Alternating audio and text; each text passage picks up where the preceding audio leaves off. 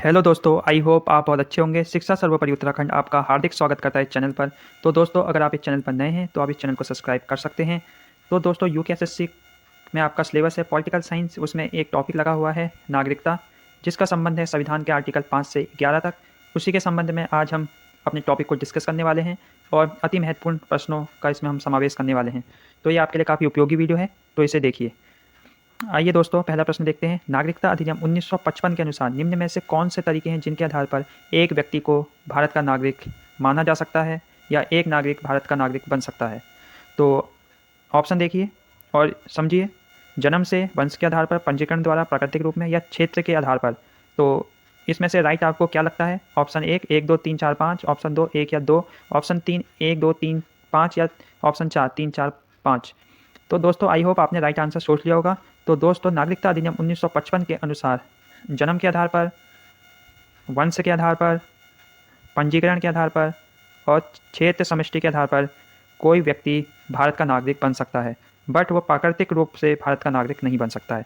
तो दोस्तों, इसका जो राइट आंसर है वो है 1 2 3 4 5, जन्म के आधार पर, वंश के आधार पर, पंजीकरण द्वारा और क्षेत्र समष्टि के आधार पर। आइए नेक्स्ट चलते हैं। तो दोस्तों, नेक्स्ट हमारा प्रश्न है, निम्न में से किन वर्षों में नागरिकता अधिनियम 1955 में संशोधन किया गया है? तो आपको यहाँ बताना है किन वर्षों में नागरिकता अधिनियम 1955 में संशोधन किया गया है। ऑप्शन है 1986, 1992, 2003 या 2005। आपके पास ऑप्शन है।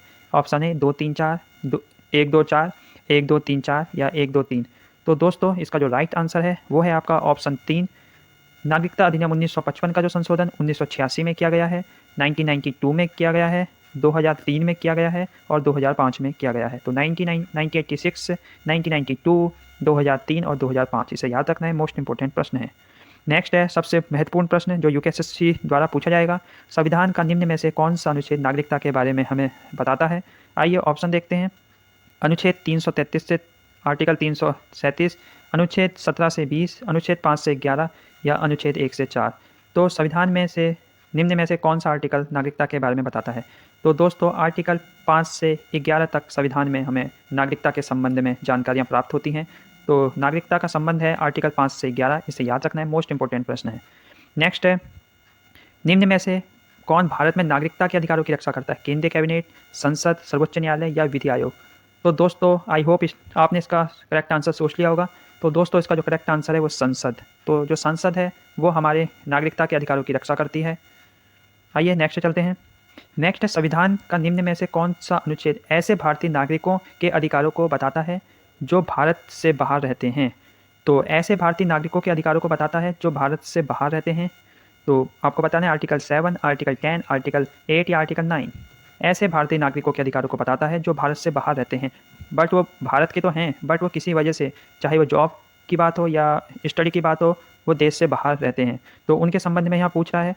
तो दोस्तों, इसका राइट आंसर है आर्टिकल 8। ऐसे भारतीय नागरिक के अधिकारों को बताता है जो भारत से बाहर रहते हैं, आर्टिकल 8।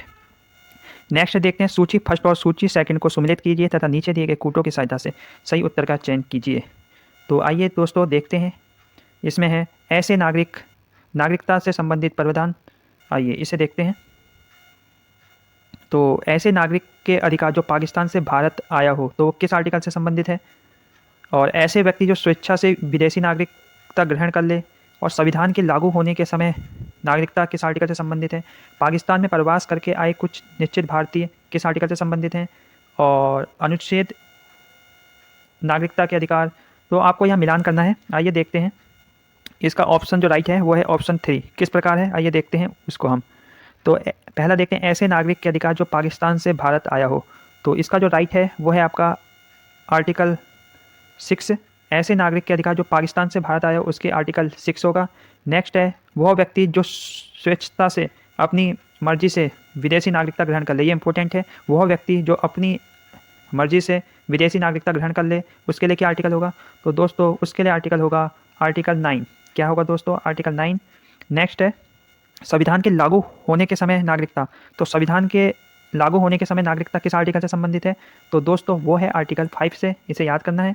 नेक्स्ट है, पाकिस्तान से प्रवास करके आए कुछ निश्चित भारतीयों के लिए। तो वो है दोस्तों आर्टिकल 7, इसे याद रखना है। यहाँ इंपॉर्टेंट क्या है? इंपॉर्टेंट है वह व्यक्ति जो स्वेच्छा से विदेशी नागरिकता ग्रहण कर ले, वो आएगा आर्टिकल 9 में। और नेक्स्ट जो इम्पोर्टेंट है वो है ऐसे नागरिक के अधिकार जो पाकिस्तान से भारत आए, जो पाकिस्तान से भारत आया हो उसके लिए किस आर्टिकल में बात कर रखी है, उसके लिए आर्टिकल 6 है। और जो नेक्स्ट इंपॉर्टेंट है वो है संविधान के लागू होने के समय नागरिकता, तो दोस्तों वो है आर्टिकल 5, इसे याद रखना है। तो इस प्रकार आपका ऑप्शन 4 इसका राइट आंसर हुआ। तो इसे याद करते हुए चलेंगे, एक बार और इसको देखने की कोशिश करेंगे। नेक्स्ट है संविधान का निम्न में से कौन सा भाग नागरिकता से संबंधित है, तो भाग 1, भाग 2, भाग 3 या भाग 4 इंपॉर्टेंट है। तो आप 5 सेकंड सोचिए, क्या आप इसका आंसर सही दे पा रहे हैं। तो दोस्तों आई होप आपने सोच लिया होगा। तो इसका जो राइट आंसर है वो भाग 2 आर्टिकल 5 से आर्टिकल 11 तक, मोस्ट इंपॉर्टेंट प्रश्न है भाग 2 5 से 11 तक नागरिकता से संबंधित है। तो आइए निम्न कथनों पर विचार कीजिए। मूलतः नागरिकता अधिनियम 1955 राष्ट्रमंडल की नागरिकता भी प्रदान करता है, हाँ या ना आपको बताना है। नेक्स्ट है राष्ट्रकुल की नागरिकता के प्रावधान को नागरिकता संशोधन अधिनियम 2005 द्वारा हटा दिया गया। उपरोक्त कथनों में से कौन सा कथन सत्य है और कौन सा असत्य है। तो दोस्तों ये है केवल एक। तो इस लाइन को समझते हुए चलते हैं। नागरिकता अधिनियम 1955 राष्ट्रमंडल की नागरिकता भी प्रदान करता है, तो वो भारत की नागरिकता तो प्रदान करता ही है नागरिकता अधिनियम 1955, तो और साथ साथ वो राष्ट्रमंडल की भी नागरिकता प्रदान करता है। आपको ये समझते हुए चलना है। मूलतः नागरिकता अधिनियम 1955 राष्ट्रमंडल की नागरिकता भी प्रदान करता है, तो दो नागरिकता प्राप्त हो जाती हैं, एक भारत की और एक राष्ट्रमंडल की। नेक्स्ट है नागरिकता अधिनियम 1955 के अनुसार निम्न में से किन तरीकों से व्यक्ति नागरिकता का परित्याग कर सकता है। तो आपके ऑप्शन है स्वैच्छिक त्याग, बर्खास्तगी या वंचित करने पर, या वो अपनी मर्जी से कर सकता है, या जब उसे बर्खास्त कर दिया जाए देश की नागरिकता से तब उसकी नागरिकता बर्खास्त हो सकती है या समाप्त हो सकती है, या उसे देश की नागरिकता से वंचित कर दिया जाए तो तब उसकी नागरिकता समाप्त हो सकती है। तो किस आधार पर एक व्यक्ति की नागरिकता समाप्त हो सकती है या वो उसका परित्याग कर सकता है, स्वैच्छिक त्याग, बर्खास्तगी द्वारा या वंचित करने पर। तो इसका जो राइट आंसर है वो है ऑप्शन 3। तो ऑप्शन 3 है स्वैच्छिक त्याग द्वारा, बर्खास्तगी द्वारा, वंचित करने पर। तो आई होप आपको ये वीडियो पसंद आई होगी। मिलते हैं नेक्स्ट वीडियो पर।